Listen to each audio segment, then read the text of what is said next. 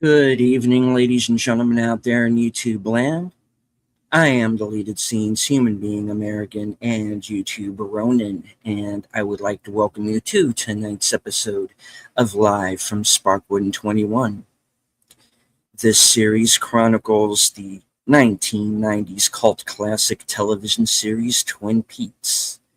Its prequel movie, Fire Walk with Me, its 25 years later sequel series, The Return, which ran on Showtime in 2017, the multimedia surrounding it, and the films of David Lynch.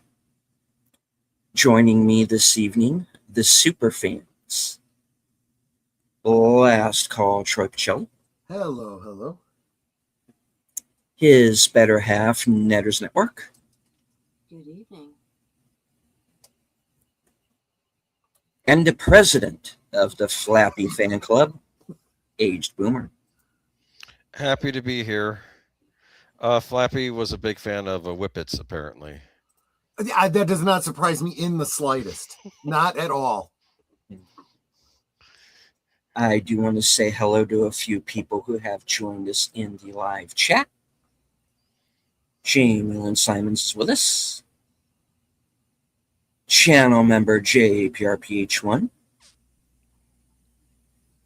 Faithful Blue Wrench channel member, the Bird Woman of YouTube. Watch out for her channel, Fluff Chick Productions. It's Connie Clear. Scrolling down, I want to say hello to the Tired Midnight blogger, Curtis Selby.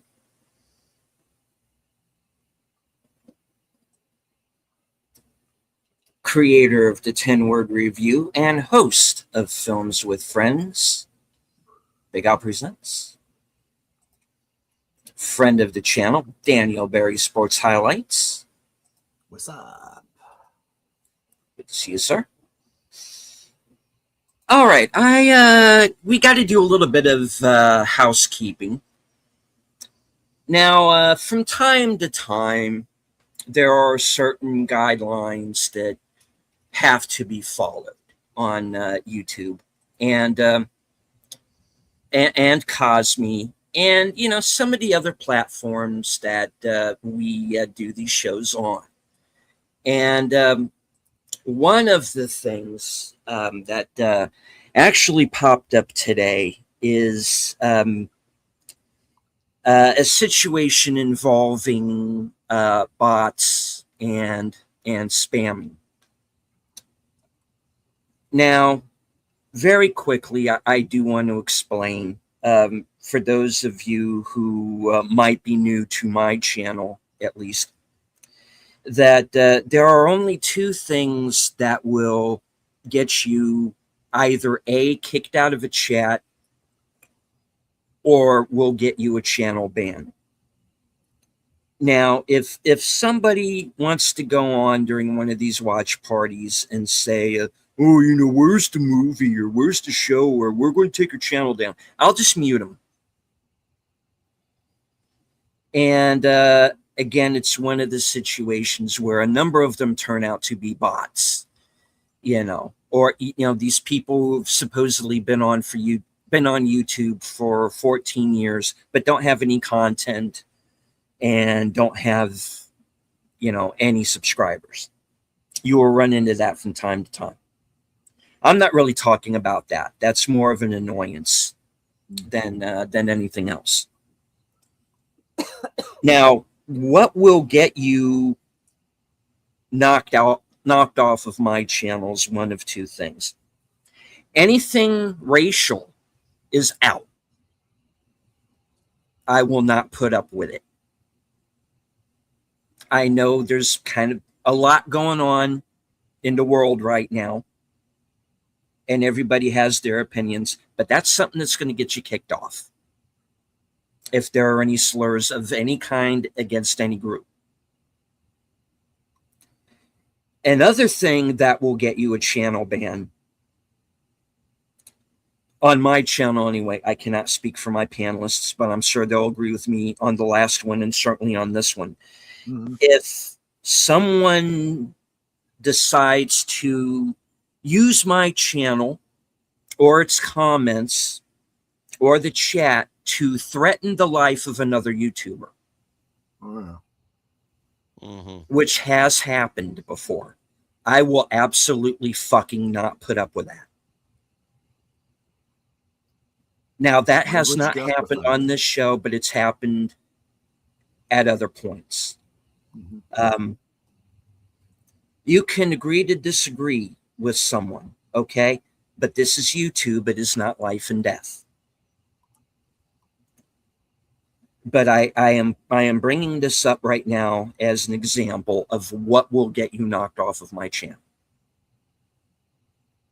Now,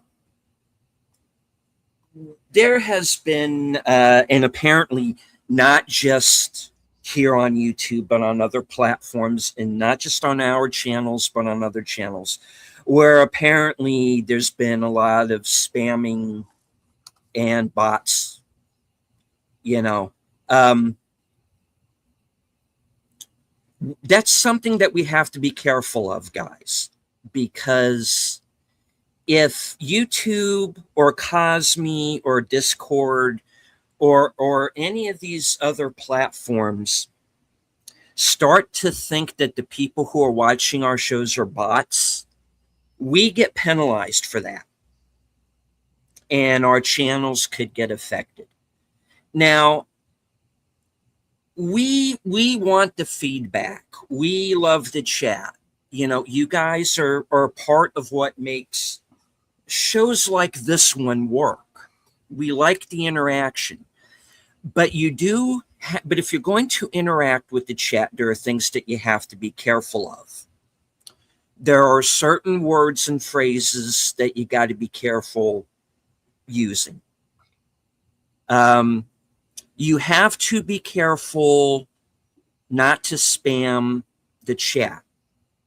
Now, one of the things, for example, okay, is that if you start like making references to things that have nothing to do with like the subject of the show,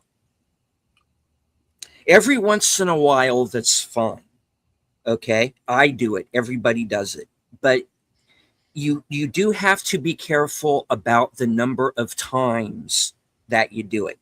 I'll give you an example. Okay, if you're watching 1883, but somebody makes a lot of references for some reason to Blue Thunder, one or two is fine. But if you start doing it for the entire show, you got to be careful of that, because YouTube or Cosme or Discord and these platforms, they're going to think you're a bot, and they're going to start to think that everybody in the chat is a bot. And, you know, we lose our chat and our channels get affected. Now our channels, we have our audience, but in the scheme of things, we're not very big. We don't make a whole lot from this. So whenever issues like this arise, that affects our channels. So what I am asking you all to do tonight is to just kind of police yourselves for right now. If somebody is starting to look like they're going to get out of hand, what we're going to do is we're just going to say, you know, let's edge things back on over to what we're actually talking about. So consider that kind of warning number one. If it continues, that's going to be warning number two. If somebody still doesn't get it after that point, I'm going to start deleting off their chats. I'm basically going to start putting them in timeout. If you come back from timeout and you continue, I'm going to have to take you off.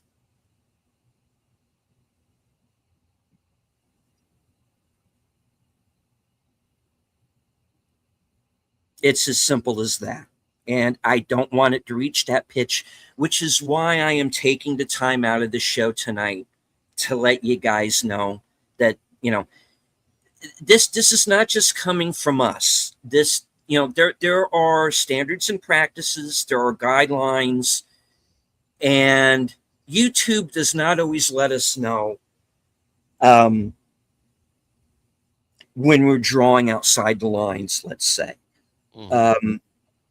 So when Troy and I kind of get these little messages from, on and off from different platforms to watch out for this or that, we choose to follow them because we don't want to lose this show. We want to continue it the way that it's gone, and we just be careful, guys, in the chat, not to go too far off onto tangents about other things, because we don't want that platform to think that you're a bot, because if they think you're a bot, they're going to make us kick you, and we don't want to have to do that. So that's basically it. I'm sorry I had to take the time out, but it is something that we have to look out for.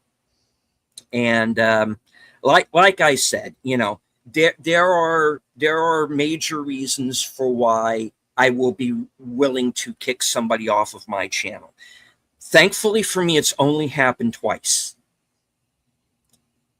And it was for the two reasons that I gave at the beginning of the show. But we got to be careful about like spamming and bots and stuff like that, because it does happen. And we want the chat to continue, and everybody has their jokes and wants to make references to other things, and one or two of those is fine. But if you go down the line like the entire show and do it, we can't have that, because they're going to think you're a bot. So we there are rules. We're trying to follow the rules. So we're just letting everybody know, ahead of time. And like Connie says, this is an issue that happens quite a bit on Cosme, I've noticed. But it happens in the YouTube chats too sometimes. So, just police yourselves. Like that phrase, think before thumbs. Think before you post. And that's basically all that I'm asking. Spam belongs in a can. Yeah. I'm sorry. I also want to add correct. that y'all are blue wrenches. Those of you who are blue wrenches, you're blue wrenches for a reason. Yeah, don't be afraid to step in and say, "Hey, let's get back on track here, guys." You're given that responsibility. Use it. Do what you have to do. Those of you who are wrenches from my channel, well my mind. Okay.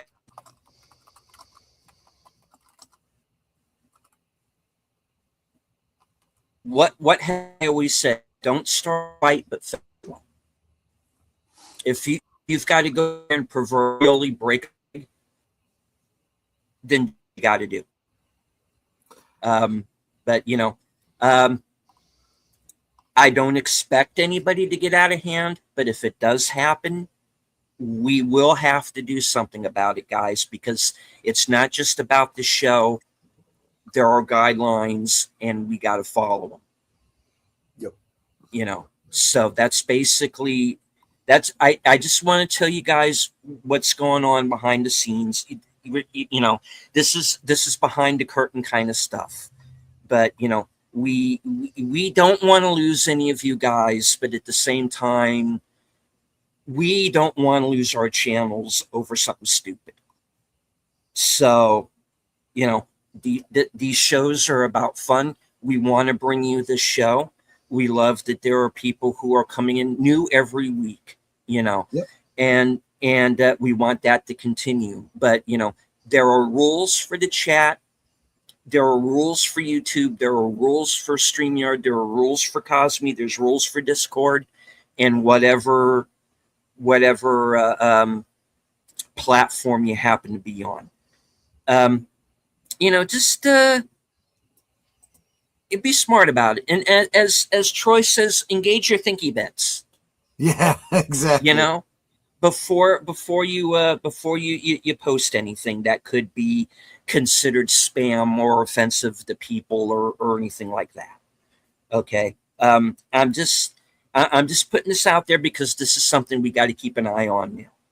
So we got eyes on us.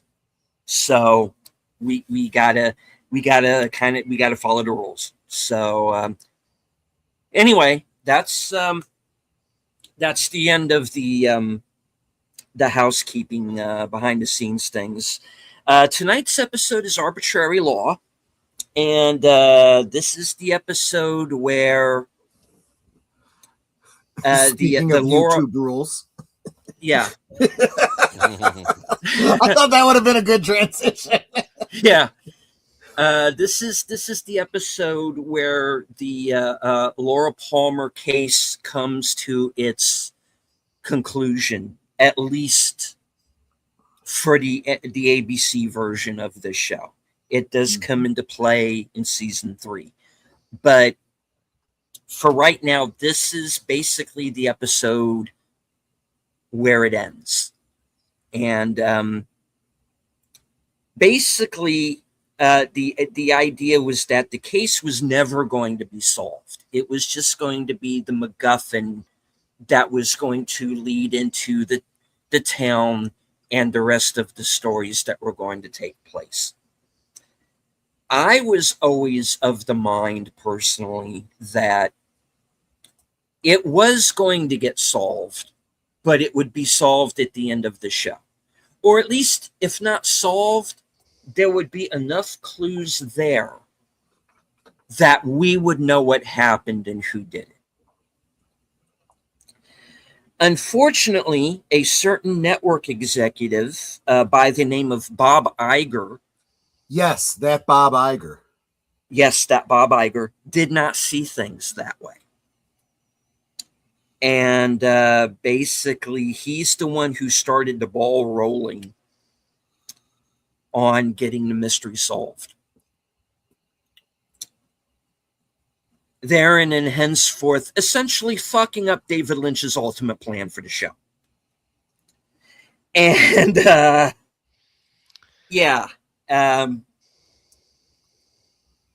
be careful who you let run your networks and your studios and whatnot. And we've been over that. So anyway, if the Cosme link is up, which I will have to check and see if that is up on my channel or not. It is, but you would have to pin it yourself. Yeah, I gotta. Okay. All right, on my channel, it is the room, the Cosme room is pinned. I am on my way over there as we speak, and we will get started with the episode, and we will go a little deeper as we do. All right.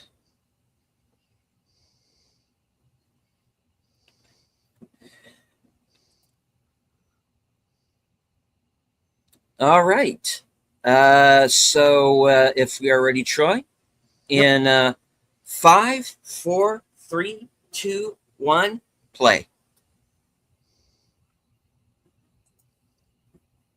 Flappy. Yes. So a couple of bits of trivia here. First, this episode marks the second Emmy nomination for Kyle MacLachlan. Mm-hmm. This is also the last appearance of both Ray Wise and Cheryl Lee in the ABC run of the show, although Cheryl Lee is credited in every episode. Mm-hmm. And actually, there's a third actor, Al Strobel, is also, this is his last appearance within the span of the ABC show. And remind us again which character he played? The One-Armed Man. Mike / Oh, what was his real world name? Mike's Philip Gerard, Philip Gerard. Right. based on the of course the character from The Fugitive. Right.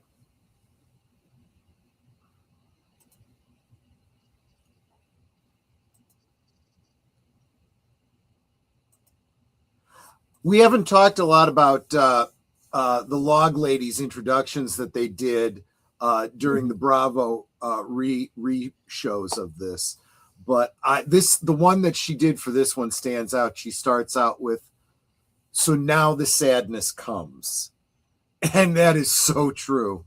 Yeah. Reservoir Dogs here. Yeah.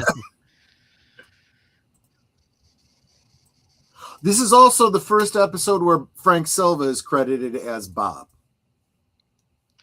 You can already tell this is going to be an important episode just from this intro. Yeah. Oh, yeah.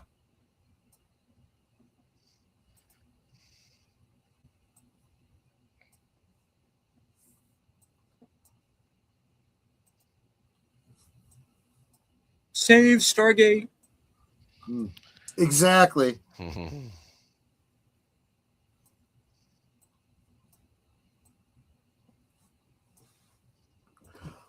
Again, I don't think we're shying away from spoilers. We all know, heck, even just from the last couple episodes, we know that Bob's host was Leland Palmer. Mm-hmm.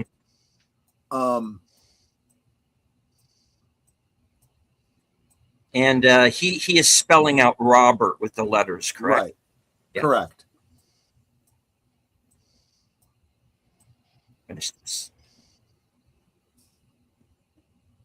And here's where I finally started liking Albert.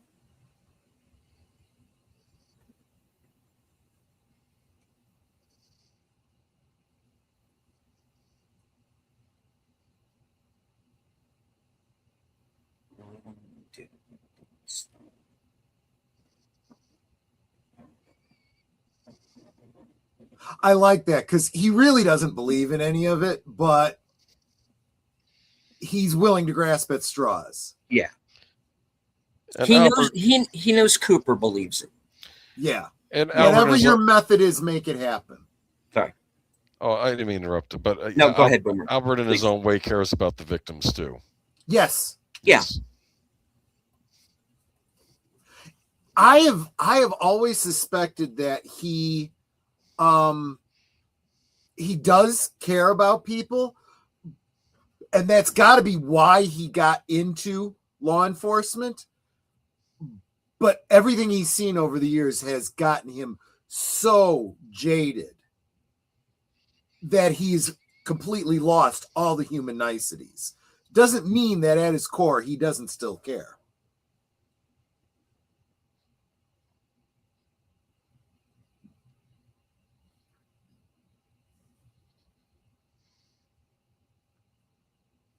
Wave him off.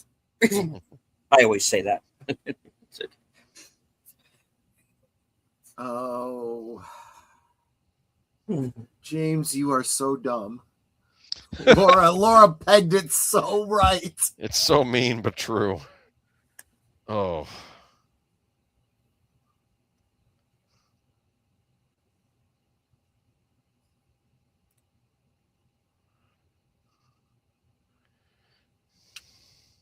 That can be arranged.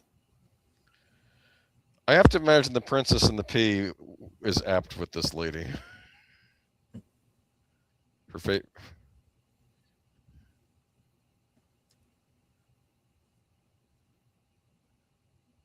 Oh, jeez. I'm joking. I don't even like the menus. Yes.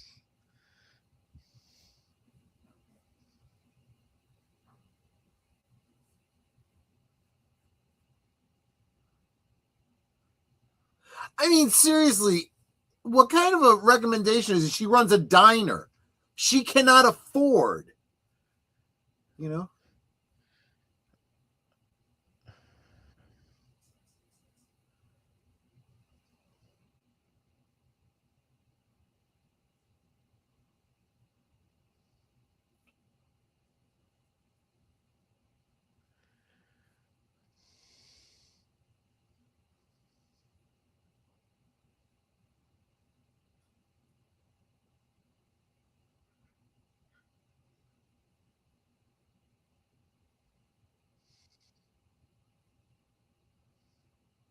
Oh, Schnapple.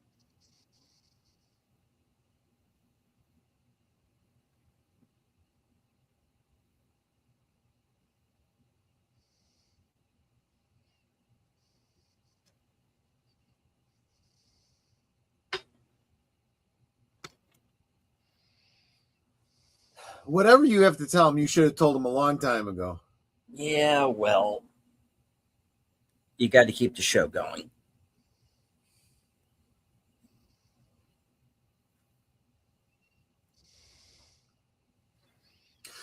It's interesting that you mentioned that, Enigma, because I was just watching a video recently about the Woolworth lunch counter. I mean, typical diner, right? And it literally was intended to be a lost leader. They lost money on the Woolworth lunch counter because their real goal was to get people to come in and have lunch and then be there in the mall, in the store and whatnot and shop.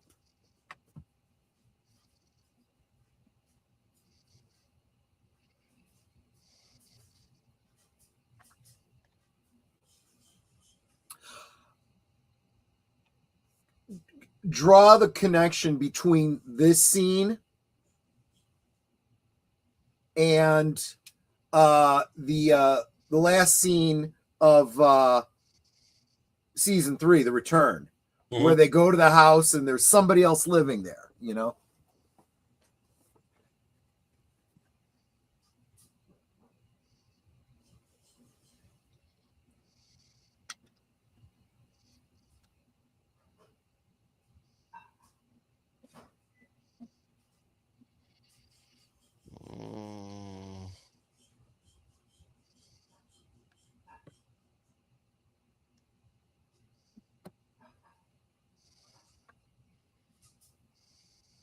This is a stick up. Give me all the money. Oh, wait.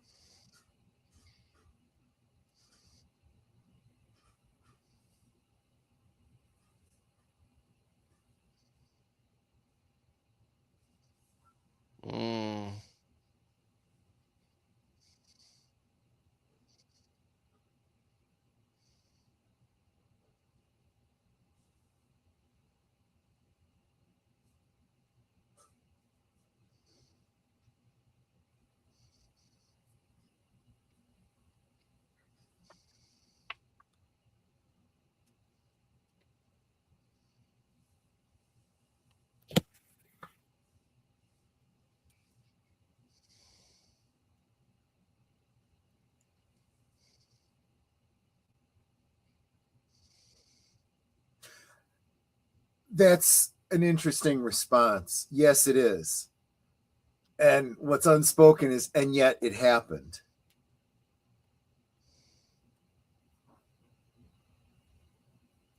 Inconceivable. Yes, exactly. Hello to Michaela Jeanette. Thank you for joining us. And thank you for subscribing. What do you think Gerard's blood pressure is like now? Who knows? Well, that didn't help.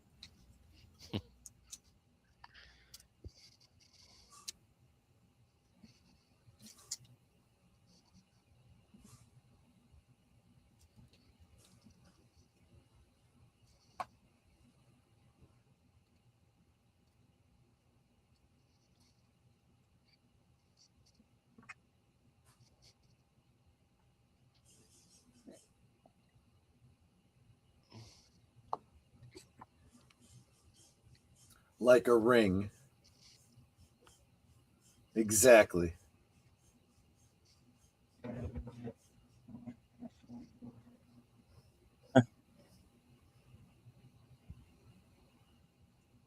Of course, the Cooper, are question you how real? real that is. Yeah. Mhm.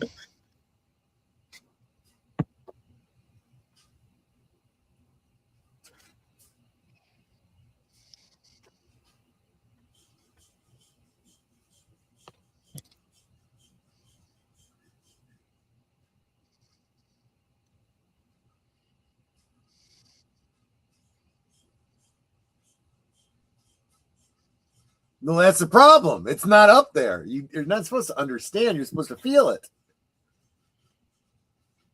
Trust your feelings, Luke. Oh, sorry. Yeah. We may have asked this. We may have answered this question before, but does this actor indeed have one arm? Yes, yes, he Okay. does. Yes, okay. Yeah, that's not a special effect at all. That's Yeah. casting, somebody that was perfect for the role. Gotcha. Imagine that. Indeed. Mhm.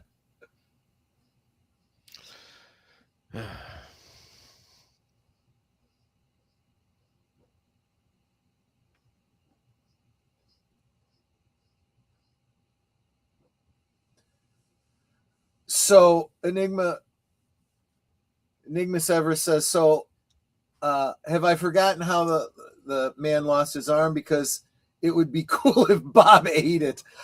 So remember, there's two aspects here. There is the real human being that is Philip Gerard, who lost his arm in a car accident.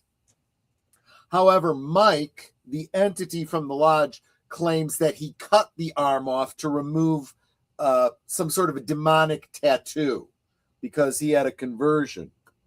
The arm that was removed, the spiritual arm that was removed from Mike, is literally the dancing dwarf. He is the arm.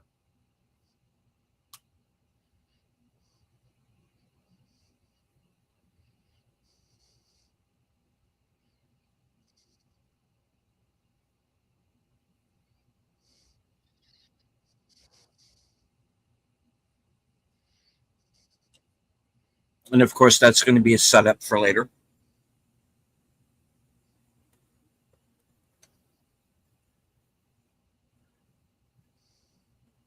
Maybe, baby, I'll have you.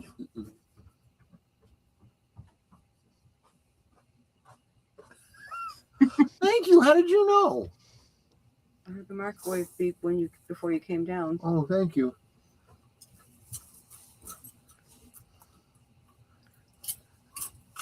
It's actually a 50-50 probability.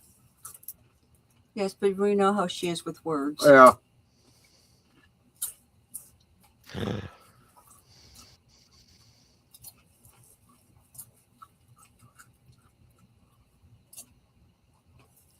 Look at that face.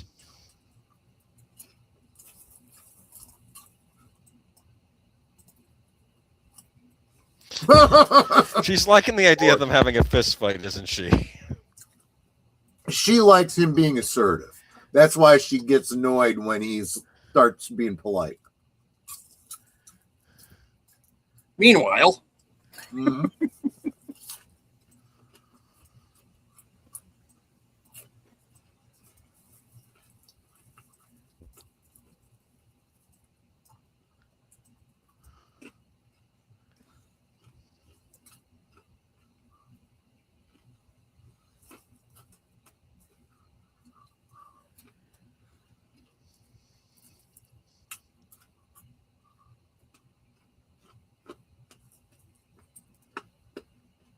Something illegal in nature.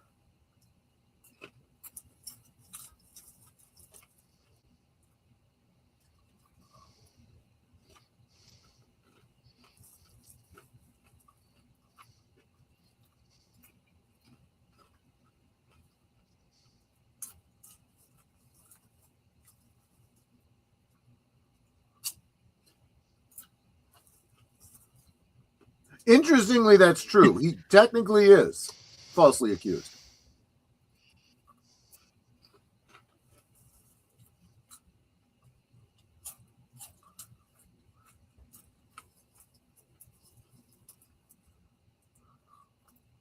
Of course, I look at him and I go, what did she ever see in him? Money, property, power.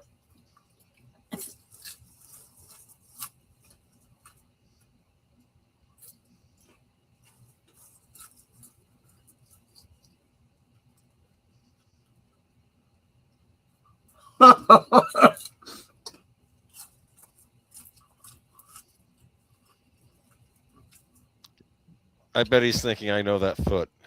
Yeah. Hey there, Tarantino. Ah!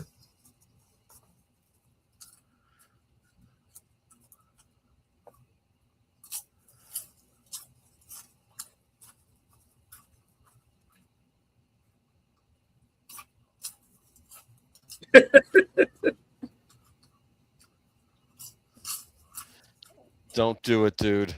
He's gonna do it.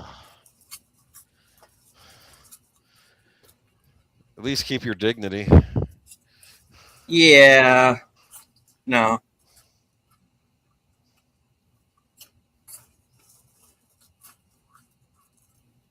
He's already on his knees.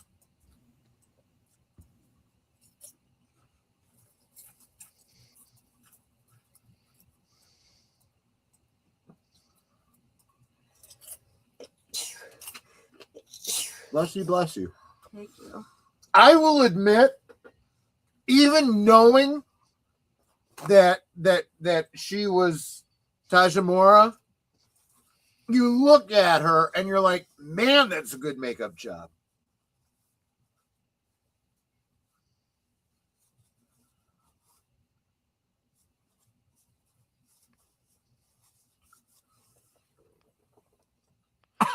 Oh.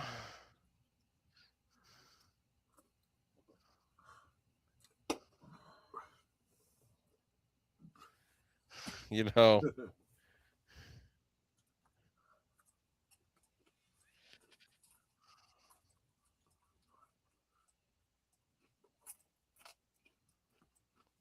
Don't drink anything he offers you. I've seen that picture before, John. Oh yeah.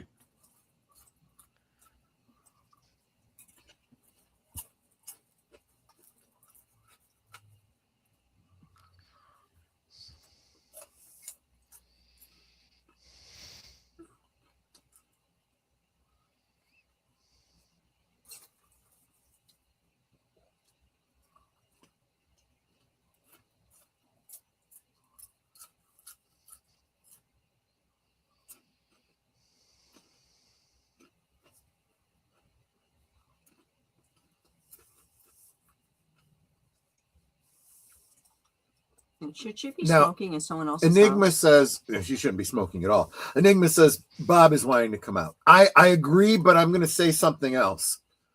His reaction to her glasses, right? Recognizing them as being Laura's makes you wonder if Bob is already planning her to be his next victim. Oh, for sure. Yeah. Which, of course, would connect to the whole thing with the sweater in Fire Walk with Me. You know, her realizing taking my clothes, taking my stuff, whatever, puts you at danger of getting Bob's attention.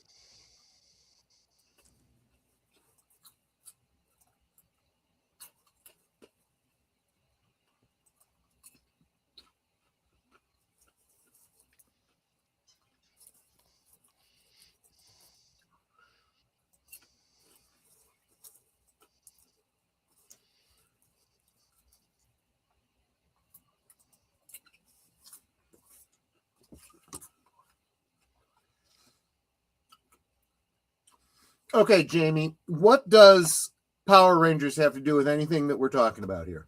Yeah. This is the kind of thing that we were talking about before.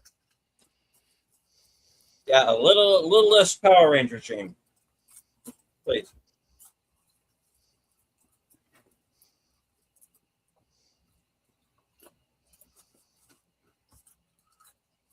That gum you like is going to come back in style. Oh yeah, that's right. I remember that line. Now, you were talking earlier about the whole Bob Iger thing and having to force the mystery. And I think what hurts the most is that we don't know exactly how these last, I don't know, well, all of the episodes this season so far, would have played out if they were done exactly the way Lynch wanted. You know, it was very clear. We were seeing all the clues very well, clearly. Excuse me. Yeah, I didn't mean to say it that way. To figure out who it was. Would we have gotten the clues given to us that clearly if they weren't going to do the reveal?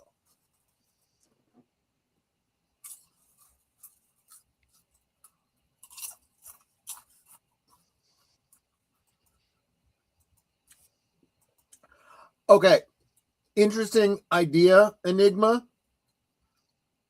Let me read the comment. I wonder if the items that belong to Laura are Bob's property, so to speak. Laura's things are Bob's property, so to speak. Yeah. So I think Bob sees it that way. But more importantly, even putting all the spiritual stuff aside, he is a creature of predation. He is, and a serial killer, so to speak, following the same rules, the same mentality. So anything that ties one victim to another is good game for him.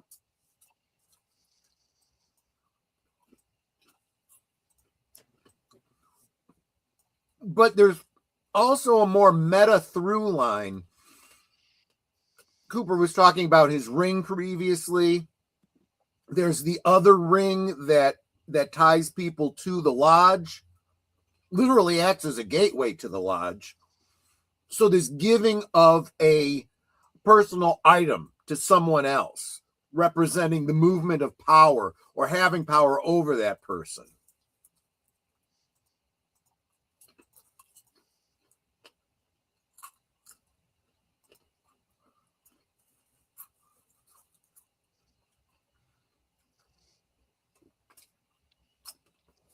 That's interesting. Was the character of Bob inspired by Bob Iger? I hadn't thought about that. It's too cool a coincidence to truly be a coincidence. I think Bob is just one of these names that's, what is the word, innocuous? Like, yeah. Bob's over there. Like, Bob it's a very basic name. It's like Joe, but you don't want to use Joe. That'd be too That's a good point too. Yeah. Like someone says, "Oh, Bob's coming by." Well, who's Bob? That could be any number. Well, think about it too. Million people. Bob is the boogeyman in her story, right? Right. And who thinks of? We literally had lunch at that table there. Anyway, who thinks boogeyman, and they say Bob, right? Boogeyman Bob, right?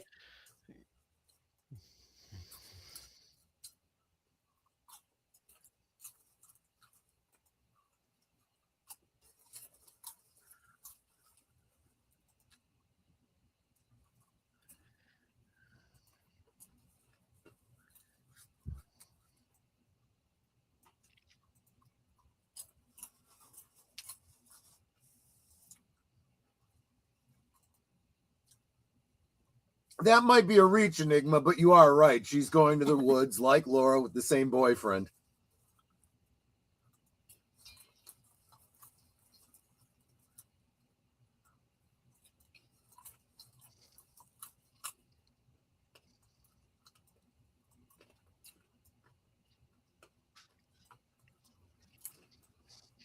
And the fact is, if you stay with her, you won't be happy.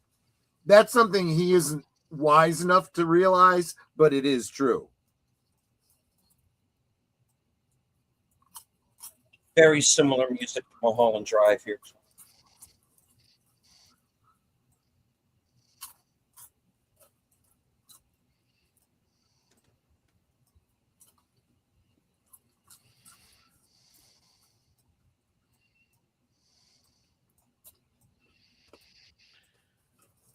Ben Horn would not hold up well under an interrogation, would he?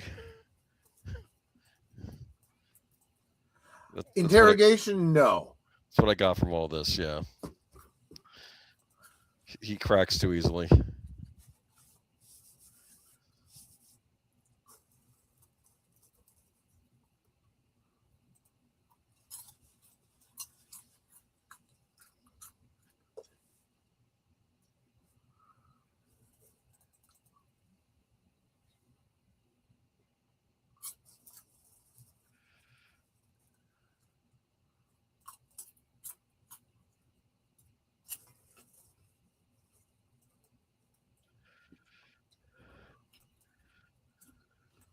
Yes, I'm literally eating popcorn too. Now, in a way, I do kind of see this as sarcasm on the part of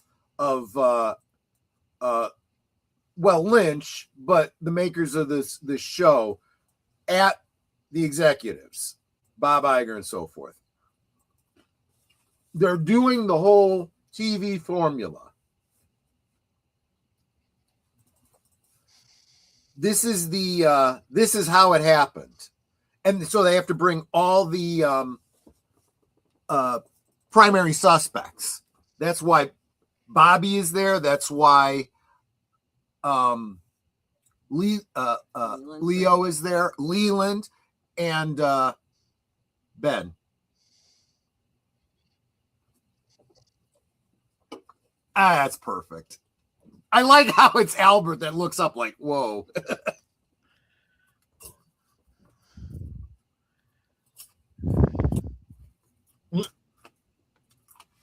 Okay, Nate. I'm gonna say it. Nate, is that you in your skinny days?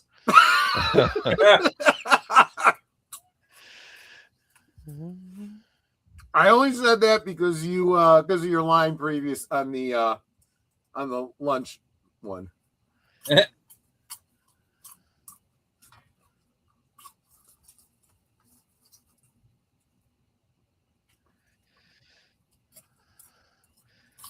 I love his hat, by the way.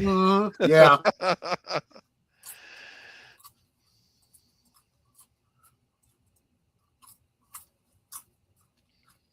What did he hand him? Oh, A stick of gum.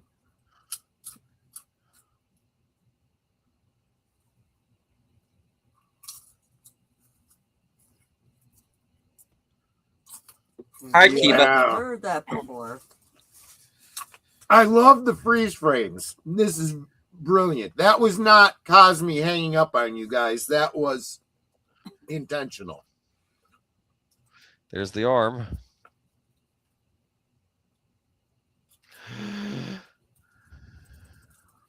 It's like they're literally crossing all the I's and dotting the T's, or whatever the saying is.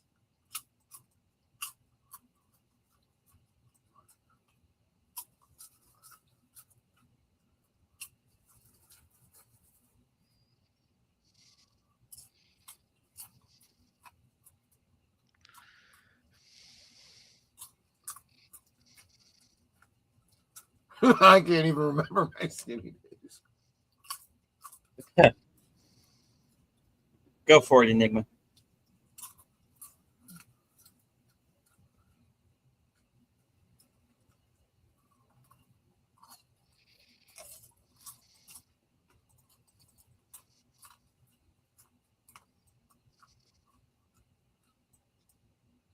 Clever. At this point, he knows that Ben is not the killer. He is using Ben as the bait. And notice how he said might. So Yeah. it's not a forceful thing for Leland to Right. come along. Yeah, because you want him to coax him into coming.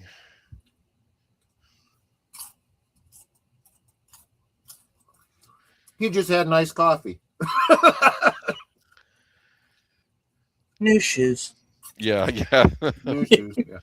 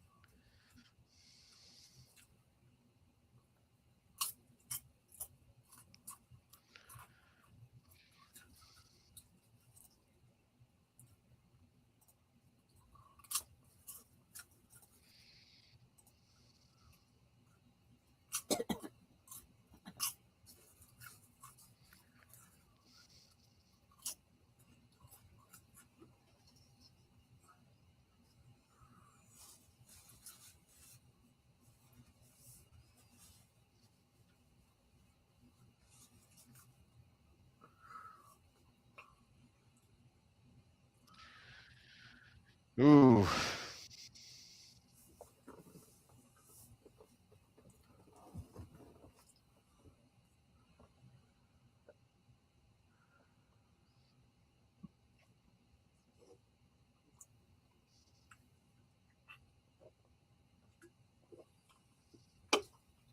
But I am an attorney. Right? Well, not at the moment. So, Twin Peaks, David Lynch's purpose of this work: in order to catch a demonic killer, an FBI agent will need to go through the two dimensions in order to stop the demonic entity Bob. Mhm. Yeah.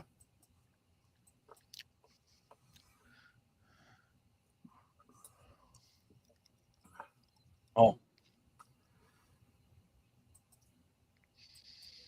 Okay, Jamie, just changing to another movie doesn't Yeah. keep you on topic with us. What does Elvira have to do with any of this?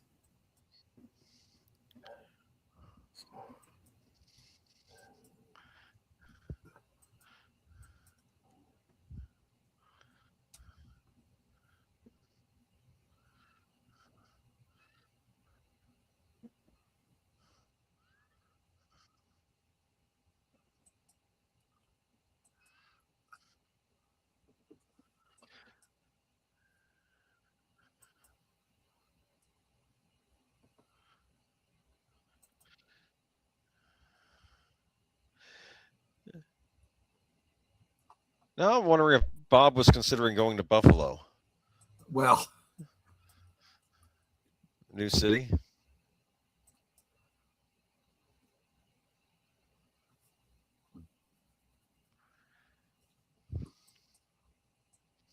so they make it very clear that Leland's awareness throughout this multiple personality situation is vague at best, but he's gonna remember it all shortly.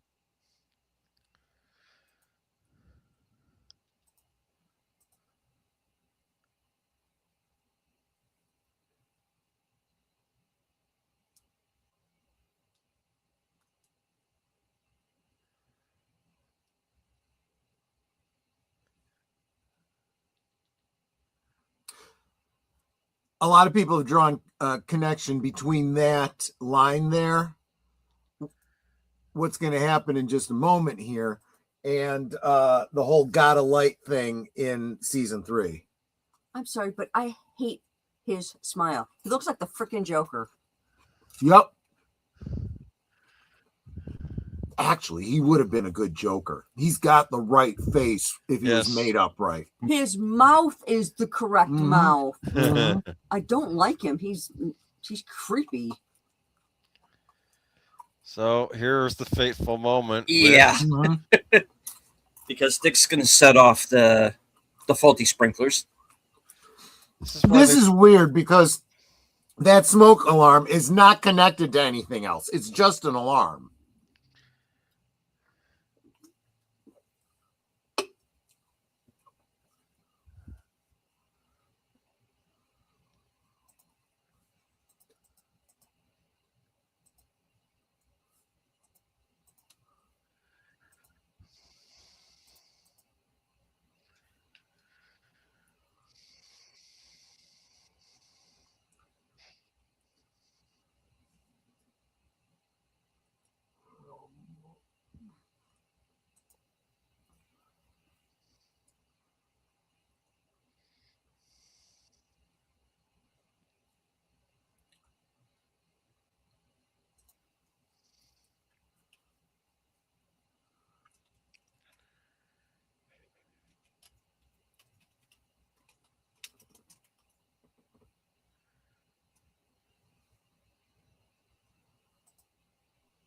Actually, both are true.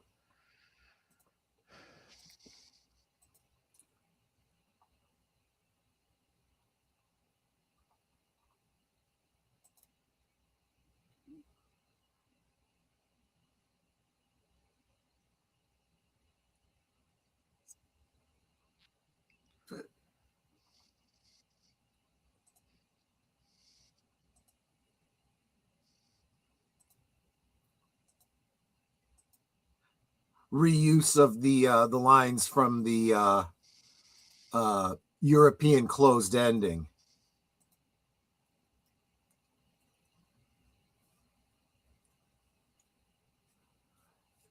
In a Facebook Live Q&A, Kyle McLaughlin stated that this shot of Ray Wise screaming in the sprinkler water that appears like rain is his favorite shot in the entire run of the show because it was so beautiful. And I'm sure him slipping on the cement was not scripted. It was Probably actual, because the when we did our safety class, they Yep. mentioned how many pounds of pressure there are that come out of those things. Yeah.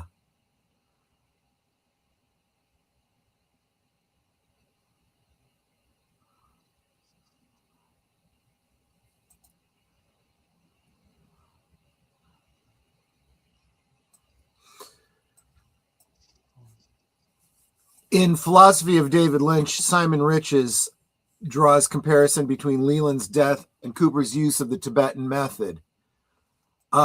Using an excerpt from Desire Under the Douglas Firs, Entering the Body and Reality of Twin Peaks, a critical essay by Martha Noshimans, Rich explains that Cooper acts as Leland's spiritual guide, which is a narrative realization of Cooper's Tibetan method.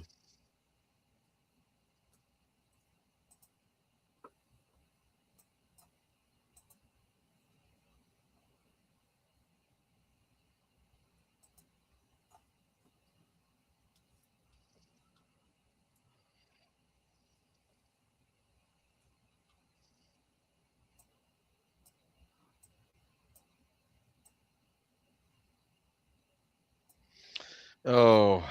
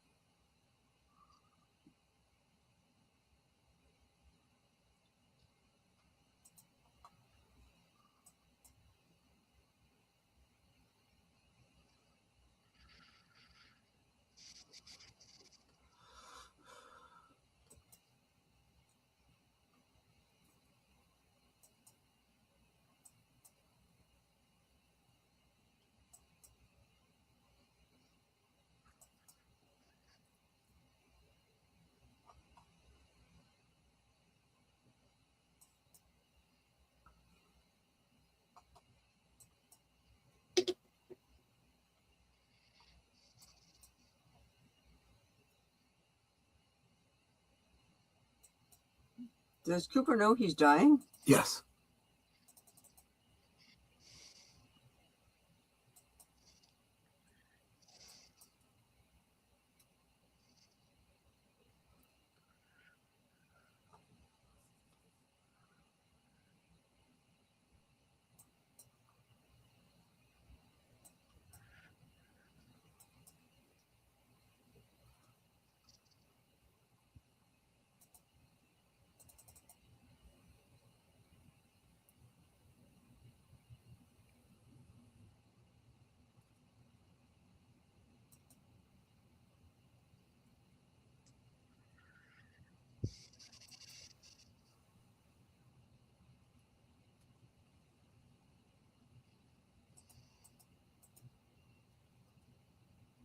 Perfectly filmed, great pacing, the timing of them turning off the water just as he dies, you know? mm-hmm.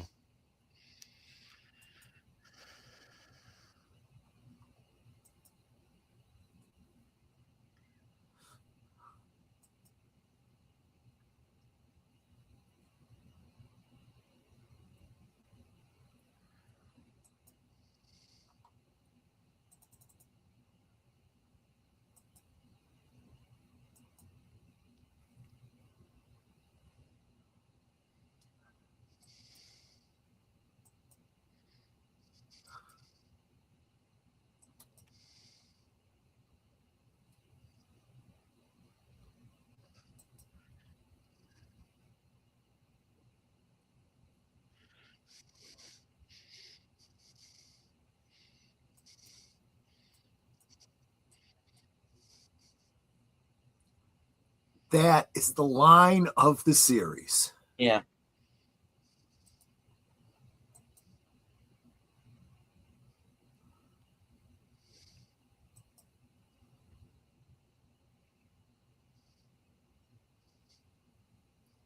Mm-hmm. Yeah. Yeah, he's like, yeah, good point.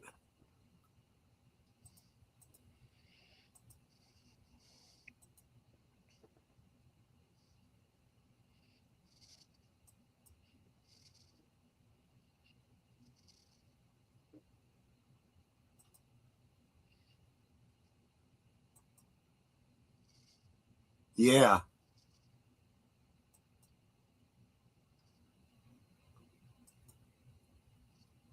Excellent question. It's searching for a new vessel. Yep.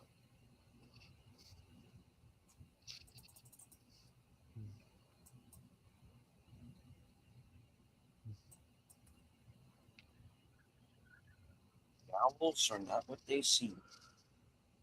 Horror fans don't find it too hard a stretch to believe a demon possessing someone for years and using the host for their own interest.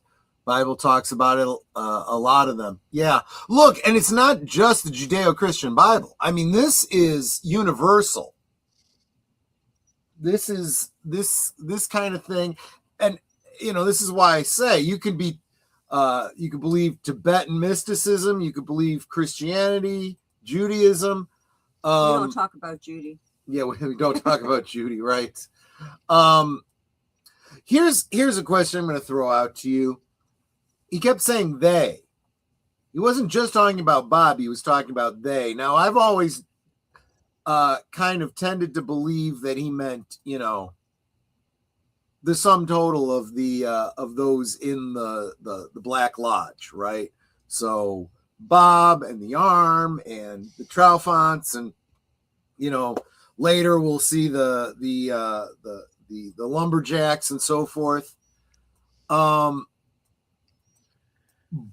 But I'm wondering if those aren't just other manifestations of the children of Judy, just like Bob, right? Now, remind me, do we see the Chalfonts after this?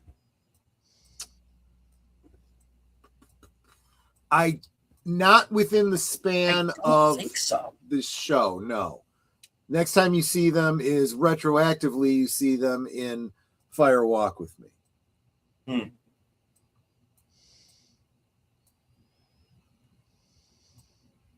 Do we see them or aspects of them in The Return? Yeah, that's what I'm trying to remember.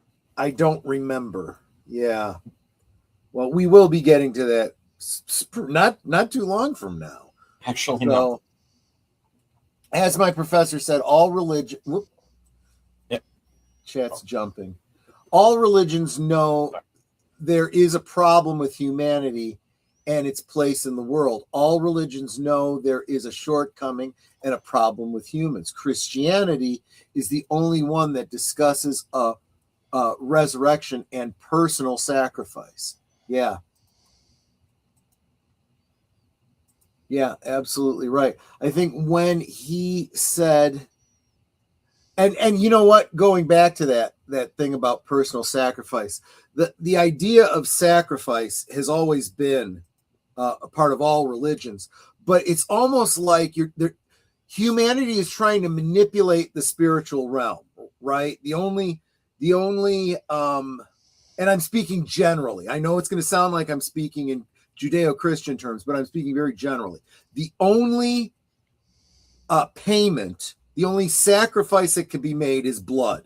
Blood is the only thing that has power because it's life. Blood is literally life. And there's all this mysticism, you know, of killing an ox, killing a lamb, killing a whatever. And it isn't really until Christianity that says, yeah, you know what? The only way is killing these animals is just symbolic. It requires a real, true sacrifice. The only way is your own life. And your loving, benevolent God does not want that for you. So he's willing to give his own life for you. So you need to be willing to give your own life. It literally costs everything. That's why they say you must die and be born again. You literally have to give up your life in service to God, in this regard. And but there is that absolute through line of and this is also why Christians talk about being bathed in the blood of Christ, washed clean in the blood of Christ, because only blood sacrifice can atone for the evil of the world, or your portion of that Garmin Boja, so to speak. As far as Leland goes, though, is he responsible for what transpired, or isn't he? That's the thing. Simple answer, yes. More complicated answer, yes and no. Here's why. And this all comes down to, it's funny, we just had a SCOTUS ruling about the vampire law, right? The vampire law being the states that want to make it where you can't go into public locations that have that don't specifically say you're allowed to come in with a concealed weapon. You can't make that the default statement. You can say we don't want guns here, but you can't just assume by them not saying so. Reason being, just like a vampire, they must be invited in, right? And that again talks to a much older folklore. Evil does not come in unless invited. That goes before vampires. That goes to the concept of possession and so forth. And I think there's a lot of films that have dealt with possession that have touched on this, and there's some that just don't quite get it. There is the movie The Exorcist. The movie The Exorcist definitely plays with this. The novelization gets into it in a way the movie really couldn't. But you're dealing with a young woman, right? She's a child for all intents and purposes, but she is of an age to know the difference between right and wrong and so forth. And so let's not stand on pretense. She was innocent. No, she wasn't. And if the movie didn't make it clear that her playing around with a Ouija board wasn't literally an invitation to evil, to an invitation to come in, then there's things in the book, let's say, where she more overtly invites another entity into her, so to speak. I can't go any farther than that. It's disgusting, but it's corruption is what it is. And it's very clear from the Secret History of Twin Peaks and things that Leland said in the span of the show that this Robertson, right, maybe a host before Leland, right, some real person that he met as a child, did some really, really bad things to him and promised him a way out of whatever he was doing to him. And in searching for a way to stop being tortured, he acquiesced because it's very clearly what he was saying that Laura fought against. She didn't give in. She was willing to die rather than to submit. And unfortunately, he submitted. So was he responsible for all the decisions that Bob made with his body after that? No, but he was responsible for the initial sin of inviting him in. And yes, the alternate option might have been his death, but we're talking some pretty big stakes here. Laura made that choice. And I would argue that choice was taken away from her by Dale Cooper, or he will have done when we get back towards the end of The Return. Hmm.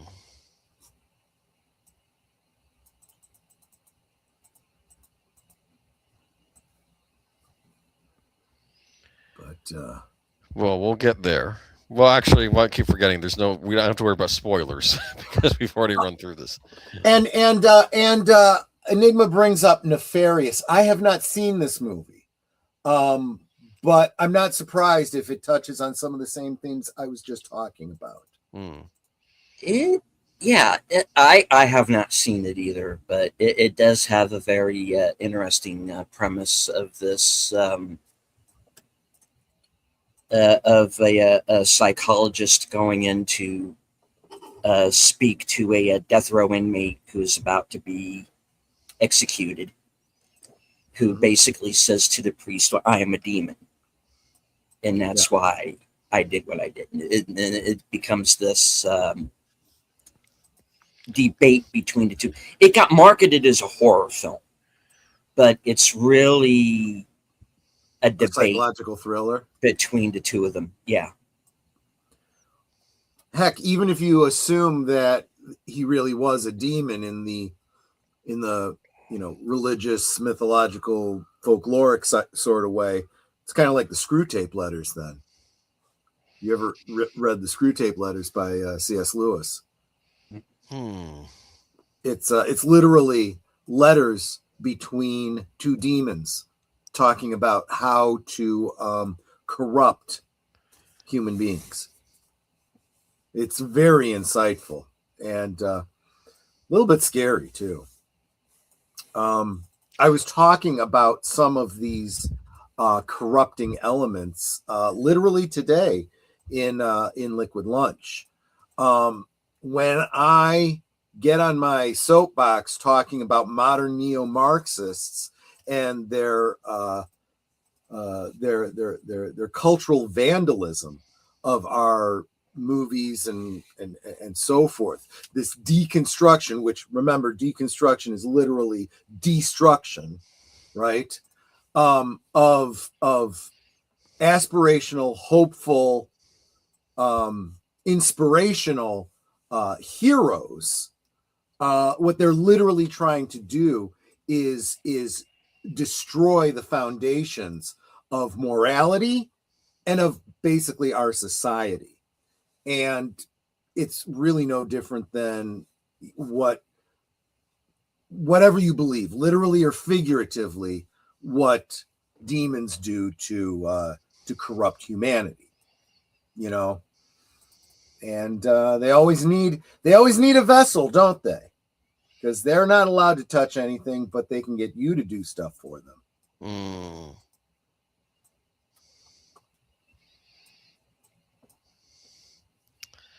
Well, on that note, we do have to begin wrapping it up because Mystery Night will continue with the casebook of Sherlock Holmes. Yes, over on Troy's channel. Would you like to? And I do apologize that I didn't announce this sooner. Didn't realize it until tonight. The actual story that we're going to be doing is oh God, what's the name of it again? Let me bring it up for myself here. Where's my mouse? I got the wrong mouse. It's the Master Blackmailer. Yes, the Master Blackmailer, which is from the Casebook of Sherlock Holmes. The Casebook of Sherlock Holmes is all short stories. They're not like long novels or anything. I want to say this was like a 4-page short story. And when Granada did it, they blew it up into an almost 2-hour teleplay. So we're only getting the first half of it tonight. I can't do, the whole 2-hour thing, but because it's just not how I have the show structured. But I will get into it because I'm going to have to talk through the fact that it is a Granada choice, and there are some choices that Granada made that some of the purist take some umbrage with. We'll talk about that tonight. But anyway, long and short of it, the first half of the Master Blackmailer. And what else do you have? I'm sorry. Yes, and then Friday. I am actually out of town Friday, Saturday, Sunday, and Monday, but I will still have Last Call, which has been pre-recorded, and did I say Liquid Lunch? And Last Call, which has also been pre-recorded. Thank you very much, Aged Boomer. And we are going back to the first third, I guess, of 1986 to talk about the pre-summer films of 1986. And then come next Monday, members join me for one of the movies we discuss on Friday. I haven't decided which one yet. So many good ones. Yeah, I know. Netter, what do you have coming up? Well, let's see. Right after this, of course, I'm going to be co-hosting with Troy over continuing the mystery movie night of Sherlock Holmes. Thursday, I don't currently have a guest for Thursday things, but hey, I love hanging out with y'all, so we're just going to hang out. And then, like Troy mentioned, we're out of town Friday through Monday. Returning, we'll be back Monday night, so I think Troy's going to try and do his members movie night, so we should hopefully be back in time for that. If we're a few minutes late, don't worry, we'll be there. Yeah, and then next week, Tuesday, back here again. Yep. Right. Boomer. I will, of course, you can catch me on Friday on the pre-recorded stream, Last Call. We'll be talking about the movies of 86. Geeky Geezers on Sunday at 9 Eastern Standard Time. We will be talking, we will have some stories, and I'll have special hosts, Deleted Scenes and Big Al with me that night again to sub, so that'll be fun. And then afterwards, I will be on your show, Reserved Seats. Yes, sir. So there we go. That's it. Right on. Okay. Well, as for myself, after Sherlock Holmes, I might do like a quick unboxing. So I got a package today, so I might like jump back on for for about 15, 20 minutes or so, do a quick unboxing. And let's see. Thursday at 5:30, I'm going to be joining Outlaw Bill for Action Theater. This week's movie is Die Hard with a Vengeance. Bruce Willis with Samuel L. Jackson and Jeremy Irons. Let's see. Later on that night will be my program, Coming Attractions. We get to find out what I am going to be doing next week, up to and including my appearance Saturday night on Films with Friends. Subbing for Troy and Nutter. And this week's movie is The Adventures of Baron Munchausen. Right. Then, of course, Sunday, I'll be joining Outlaw Bill once again for Western Cinema Presents as we watch episodes 7 and 8 of the Yellowstone Origin Series 1883. Tim McGraw, Faith Hill, and Sam Elliott.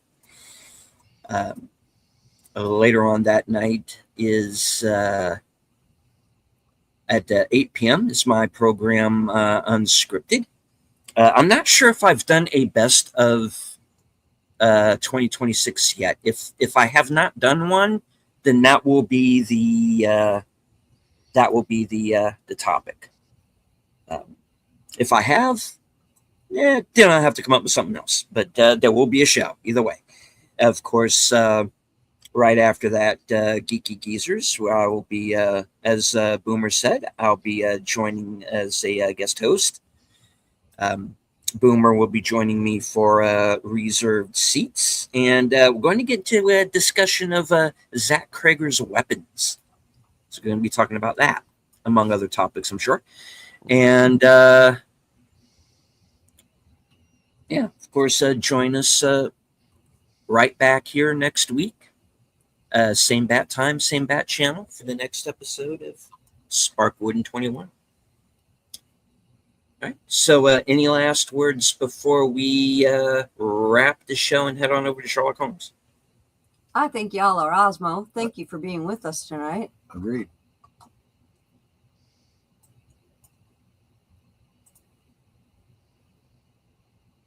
Right on. Okay, so I would like to thank everyone who joined us tonight, both here on StreamYard and YouTube on Cosme. I do appreciate it.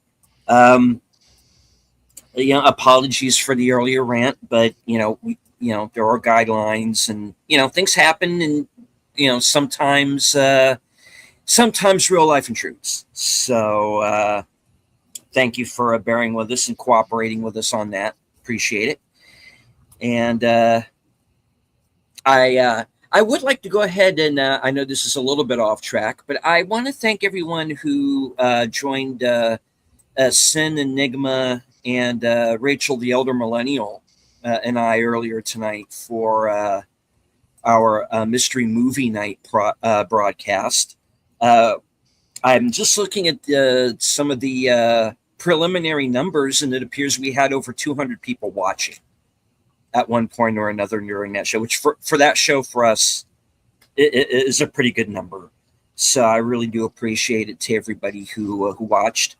Thank you once again to everybody who watched this broadcast tonight, and we will return next week. And as I always say at the end of every broadcast from HQ, and all points north, south, east, west, and beyond, good night, take care, stay strong, be safe and healthy, because this is how we win. Stay through the credits, and you'll be redirected to Sherlock Holmes.